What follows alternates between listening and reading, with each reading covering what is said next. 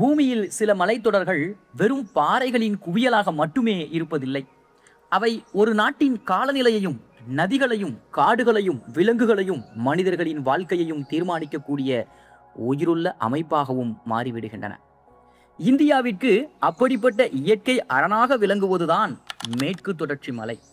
இது வெறும் மலைத்தொடர் அல்ல, இந்தியாவின் நீர்த்தொட்டியாகவும் உயிரினங்களின் பாதுகாப்பு கோட்டையாகவும் ஆயிரக்கணக்கான ஆண்டுகளாக இயற்கையின் சமநிலையை காத்து நிற்கும் மாபெரும் உயிரியல் உலகமாகவும் இருந்து கொண்டிருக்கிறது. 1600 கிலோமீட்டர் நீளத்திலே வடக்கில் குஜராத் மாநிலத்திற்கு அருகிலிருந்து துவங்கி மகாராஷ்டிரா, கோவா, கர்நாடகா, கேரளா மற்றும் தமிழ்நாடு வழியாக தெற்கிலே கன்னியாகுமரி வரைக்கும் நீண்டு கிடக்கிறது. இதன் சராசரி அகலம் 30 முதல் 100 கிலோமீட்டர் வரை மாறுபட்டு இருக்கிறது. மொத்தமாக சுமார் 1,60,000 சதுர கிலோமீட்டர் பரப்பளவை கொண்ட இந்த மலைத்தொடர் இந்தியாவின் மிக முக்கியமான இயற்கை அமைப்புகளில் ஒன்றாகவும் கருதப்படுகிறது. இந்த மலைத்தொடர் இமயமலையைப் போல இளம் மலை அல்ல. சுமார் 150 முதல் 200 மில்லியன் ஆண்டுகளுக்கு முன்பு கோண்ட்வானா என்ற பெருங்கண்டம் உடைந்தபோது ஏற்பட்ட புவியியல் மாற்றங்களின் விளைவாக உருவான மிகவும் பழமையான மலைத்தொடர்களில் இதுவும் ஒன்று.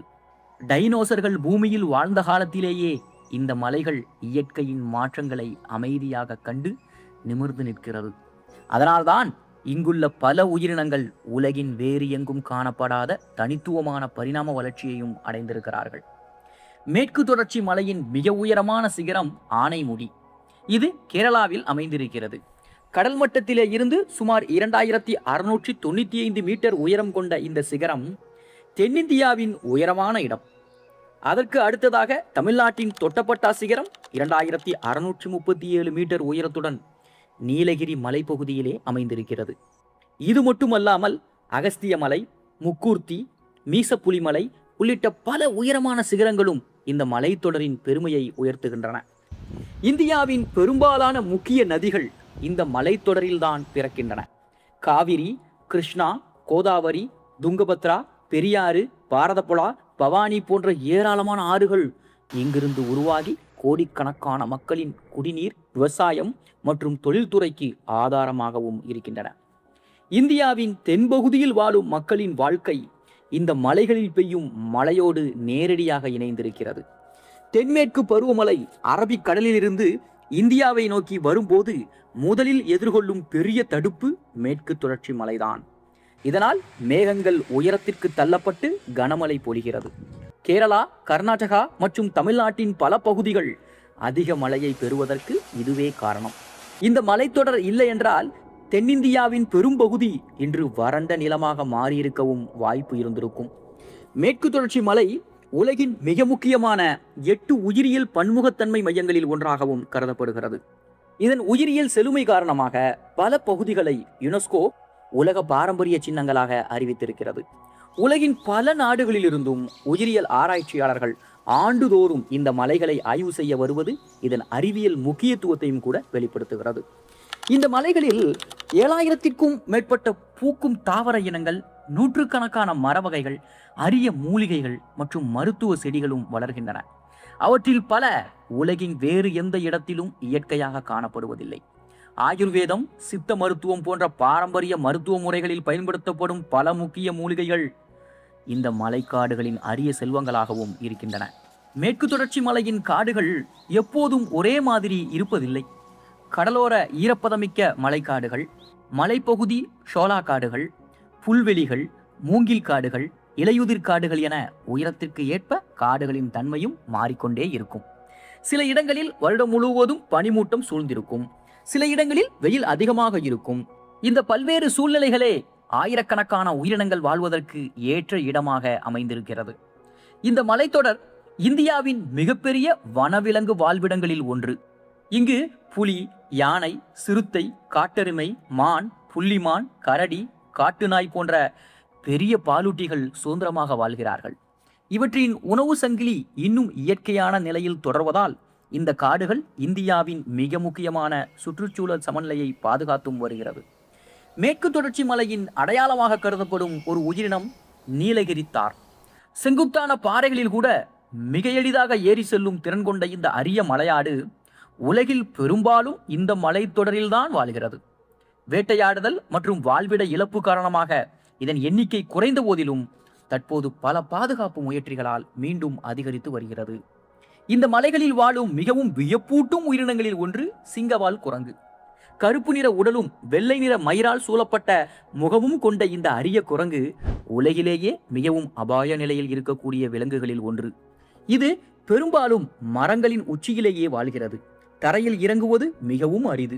காடுகள் துண்டிக்கப்பட்டால் முதலில் பாதிக்கப்படும் உயிரினங்களில் இதுவும் ஒன்று. அதைப்போல பாலூட்டிகள் மட்டுமல்ல, மேற்கு தொடர்ச்சி மலை பறவைகளின் சொர்க்கமாகவும் விளங்குகிறது. மலபார் சாம்பல் ஹார்ன்பில், நீலகிரி பறக்கும் புறா, மலபார் டோகன், நீலகிரி ஃப்ளைகேச்சர் போன்ற உலகின் வேறு எங்கும் அரிதாக காணப்படும் பல பறவைகள் இந்த காடுகளிலே வாழ்கிறார்கள். அதிகாலை நேரத்தில் இந்த மலைகளில் ஒலிக்கும் பறவைகளின் குரல்கள் முழு காட்டையும் உயிர்ப்புடன் மாற்றுகின்றன.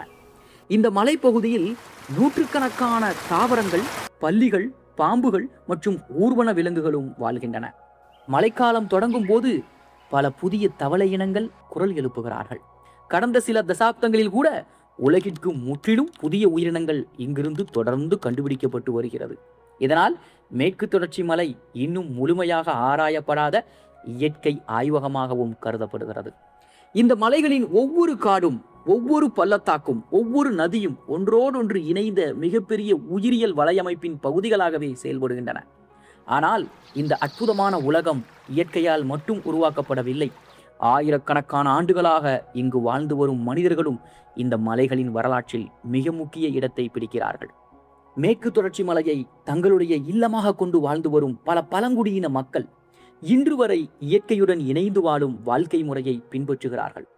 தோடர்கள், கோட்டர்கள், குறும்பர்கள், இருளர்கள், பணியர்கள், காட்டுநாயக்கர்கள், காணிக்காரர்கள், சோழகர்கள் போன்ற பல சமூகங்கள் இந்த மலைகளின் பல்வேறு பகுதிகளில் வாழ்கிறார்கள். காடுகளில் கிடைக்கும் இயற்கை வளங்களை அளவோடு பயன்படுத்தி வன விலங்குகளுடன் மோதலை குறைத்து வாழ்ந்த அவர்களின் வாழ்க்கை முறை நவீன உலகத்திற்கே ஒரு பாடமாகவும் கருதப்படுகிறது. இந்த மலைத்தொடரை சுற்றி கோடிக்கணக்கான மக்கள் வாழ்கிறார்கள்.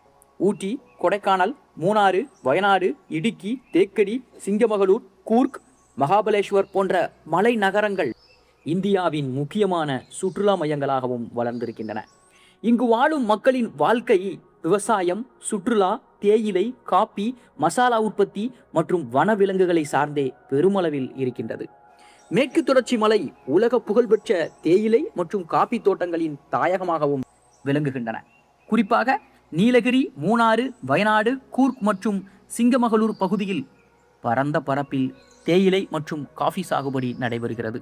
உலகின் பல நாடுகளுக்கு ஏற்றுமதி செய்யப்படும் உயர்தர காஃபி மற்றும் தேயிலையின் ஒரு பெரிய பகுதி இந்த மலைப்பகுதியில் இருந்தே கிடைக்கிறது. அதை போல ஏலக்காய், மிளகு, லவங்கப்பட்டை, கிராம்பு போன்ற மசாலா பொருட்களும் இந்தியாவின் ஏற்றுமதியில் முக்கிய பங்கு வகிக்கிறது. இந்த மலைத்தொடரில் இந்தியாவின் மிகவும் முக்கியமான தேசிய பூங்காக்கள் மற்றும் வனவிலங்கு சரணாலயங்கள் அமைந்திருக்கின்றன. பெரியார் தேசிய பூங்கா, பந்திப்பூர், நாகரகோலே, முதுமலை, சைலண்ட் வேலி, ஏரவிக்குளம், ஆனைமலை புலிகள் காப்பகம், களக்காடு முண்டந்துறை புலிகள் காப்பகம் போன்ற பாதுகாக்கப்பட்ட பகுதிகள் ஆயிரக்கணக்கான உயிரினங்களுக்கு பாதுகாப்பான வாழ்விடமாகவும் இருக்கின்றன. இந்தியாவில் புலிகள் பாதுகாப்பு திட்டத்தில் மிக முக்கியமான பகுதிகளில் பலவும் இந்த மலைத்தொடரிலேயே அமைந்திருக்கின்றன. இந்த பாதுகாக்கப்பட்ட காடுகளுக்குள் யானைகள் ஒவ்வொரு ஆண்டும் நூற்றுக்கணக்கான கிலோமீட்டர்கள் இடம்பெயர்கின்றன. ஒரு காட்டு யானை கூட்டம் தங்களுடைய பாரம்பரிய பாதையை தலைமுறையாக நினைவில் வைத்திருக்கும். ஆனால் அந்த பாதைகளில் மனித குடியிருப்புகள், சாலைகள் அல்லது வேலிகள் உருவானால் மனித மற்றும் யானை மோதல்களும் அதிகரிக்கின்றன. இன்று தென்னிந்தியாவின் பல பகுதிகளில் ஏற்படும் மனித மற்றும் யானை மோதல்களின் பின்னணியில் இந்த வாழ்விட துண்டிப்பும் முக்கிய காரணமாகவும் இருக்கின்றது. புலிகளுக்கும் இதே பிரச்சனை ஏற்படத்தான் செய்கிறது. ஒரு ஆண் புலிக்கு பல 100 சதுர கிலோமீட்டர் பரப்பளவு தேவைப்படும். காடுகள் சிறிய துண்டுகளாக பிரிக்கப்பட்டால் அவைகள் உணவு மற்றும் துணையை தேடி மனித குடியிருப்புக்குள் நுழைய வேண்டிய சூழ்நிலையும் உருவாகுகின்றது. எனவே காடுகளை மட்டும் பாதுகாப்பது போதாது, காடுகளை ஒன்றோடொன்று இணைக்கும் உயிரியல் வழித்தடங்களையும் பாதுகாப்பது மிகவும் அவசியமாகிறது. மேற்கு தொடர்ச்சி மலை இந்தியாவின் குடிநீருக்கான மிகப்பெரிய இயற்கை செழிப்பகமாகவும் செயல்படுகிறது. இந்த மலைப்பகுதிகளில் பெய்யும் மழை மண்ணுக்குள் ஊடுருவி நிலத்தடி நீரை நிரப்புகிறது. பின்பு அந்த நீர் சிற்றோடைகள், அருவிகள், ஆறுகள் வழியாக சமவெளி பகுதிகளையும் அடைகிறது. தென்னிந்தியாவின் பல அணைகள், நீர்த்தேக்கங்கள் மற்றும் பாசன திட்டங்கள் அனைத்துமே இந்த மலைத்தொடரின் நீர்வளத்தை நம்பியே இயங்கி வருகின்றன. இந்த மலைத்தொடரில் ஆயிரக்கணக்கான அருவிகளும் உருவாகுகின்றன.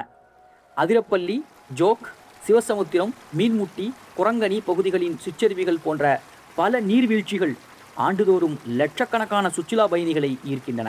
ஆனால் அவை வெறும் அழகுக்காக மட்டுமல்ல, கீழ்ப்பகுதிகளில் வாழும் மக்களுக்கு நீரின் தொடர்ச்சியான ஓட்டத்தையும் உறுதி செய்கிறது.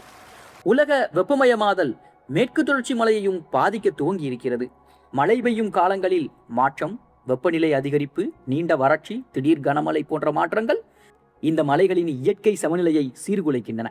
சில அரிய உயிரினங்கள் வாழும் குளிர்ச்சியான உயரமான பகுதிகள் மெதுவாக சுருங்கி வருவதாகவும் ஆராய்ச்சியாளர்கள் தெரிவிக்கின்றார்கள். இதனோடு சேர்ந்து காட்டளிப்பும் மிகப்பெரிய அச்சுறுத்தலாக மாறியிருக்கிறது. சட்டவிரோத மரவெட்டல், சுரங்க தொழில், கட்டுப்பாடின்றி நடைபெறும் கட்டுமானங்கள், சாலை விரிவாக்கம் மற்றும் திட்டமிடப்படாத நகர வளர்ச்சி ஆகியவை பல பகுதிகளில் இயற்கை வாழ்விடங்களை அழித்து வருகிறது. ஒரு காடு அழிந்தால் மரங்கள் மட்டும் மறைவதில்லை, அந்த காட்டை நம்பி வாழும் ஆயிரக்கணக்கான உயிரினங்களின் எதிர்காலமும் ஆபத்தில் சிக்கிவிடுகிறது. சில ஆண்டுகளில் கேரளா மற்றும் கர்நாடகாவில் ஏற்பட்ட கடுமையான நிலச்சரிவுகள் இந்த மலைத்தொடரின் மீது திருப்பின. அதிக மழை ஒரு காரணமாக இருந்தாலும் கட்டுப்பாடின்றி மேற்கொள்ளப்பட்ட மரம் வெட்டுதல் மற்றும் காட்டளிப்பு பல இடங்களில் பாதிப்பை அதிகரித்ததாகவும் விஞ்ஞானிகள் எச்சரித்துள்ளார்கள். இயற்கையின் சமநிலையை மாற்றினால் அதன் விளைவுகளை மனிதர்களே முதலில் அனுபவிக்க வேண்டியிருக்கும் என்பதை இந்த நிகழ்வுகள் நினைவூட்டுகின்றன. இந்திய அரசு, மாநில அரசுகள், வனத்துறை, விஞ்ஞானிகள் மற்றும் உள்ளூர் மக்களின் ஒத்துழைப்புடன் பல பாதுகாப்பு திட்டங்கள் தற்போது செயல்படுத்தப்பட்டு வருகின்றன. புலிகள் பாதுகாப்பு திட்டங்கள், யானை வழித்தடங்களை மீட்டெடுக்கும் முயற்சிகள், மரக்கன்றுகள் நடுதல், சட்டவிரோத வேட்டையாடலை தடுப்பது, பழங்குடியின மக்களின் பங்களிப்போடு வன மேலாண்மையை மேற்கொள்வது போன்ற பல நடவடிக்கைகள் இந்த மலைகளின் எதிர்காலத்தை பாதுகாக்க உதவி செய்து வருகின்றன.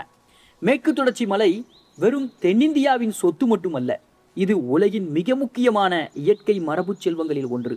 உலகில் வேறு எங்கும் இல்லாத ஆயிரக்கணக்கான உயிரினங்கள் இங்கு மட்டுமே வாழ்கிறார்கள். அவற்றில் ஒரு உயிரினம் அழிந்தாலும் அதை மீண்டும் எந்த ஆய்வகத்தாலும் உருவாக்க முடியாது. அதனால் இந்த மலைகளை பாதுகாப்பது மனிதர்களின் பொறுப்பு மட்டுமல்ல, உலகின் உயிரியல் பாரம்பரியத்தை பாதுகாக்கும் கடமையும் கூட. ஒரு நாள் மேற்கு தொடர்ச்சி மலை இல்லாமல் போய்விட்டது என்று கற்பனை செய்து பாருங்கள். தென்னிந்தியாவின் பெரும்பாலான ஆறுகள் வற்ற துவங்கும், விவசாயம் கடுமையாக பாதிக்கப்படும், குடிநீர் பற்றாக்குறை அதிகரிக்கும், மழையின் தன்மை மாறும், கோடிக்கணக்கான மக்கள் நேரடியாக பாதிக்கப்படுவார்கள். அதனால்தான் பல விஞ்ஞானிகள் இந்த மலைத்தொடரை தென்னிந்தியாவின் உயிர்நாடி என்றே அழைக்கிறார்கள். கோடிக்கணக்கான ஆண்டுகளாக புயல்களையும் பருவமழைகளையும் காலநிலை மாற்றங்களையும் உயிர்களின் பரிணாம வளர்ச்சியையும் அமைதியாக கண்டு நிற்கும் இந்த மாபெரும் மலைத்தொடர் இன்று நமக்கு ஒரு முக்கியமான செய்தியை சொல்கிறது. இயற்கை நம்மை நம்பி வாழவில்லை, நாம் தான் இயற்கையை நம்பி வாழ்கிறோம். அந்த உண்மையை உணர்ந்து மேற்கு தொடர்ச்சி மலையை பாதுகாப்பது வருங்கால தலைமுறைகளுக்காக நாம் செய்யக்கூடிய மிகப்பெரிய முதலீடாக இருக்கும்.